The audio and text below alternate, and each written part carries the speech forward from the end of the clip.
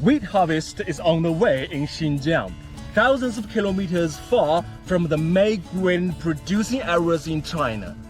With a population of more than 25 million people here, how is the grain production?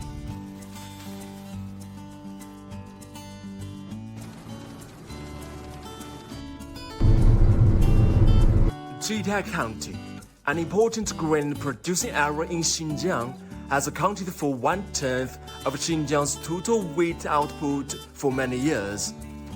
The highest yield in 2021 is 1.28 kg per square meters.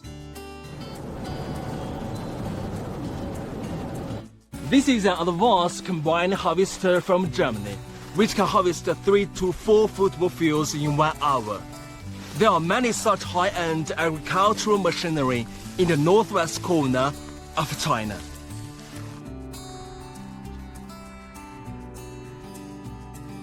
In Xinjiang, wheat is the main grain for all ethnic groups, including Uyghur, Kazakhs, and Han. People made lots of efforts to wheat production, such as using water-saving irrigation methods and high-end agricultural machinery, which greatly reduced labor input and improved production efficiency.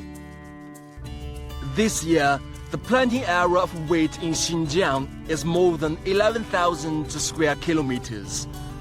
In 2021, Xinjiang's per capita grain possession is much more higher than the national average.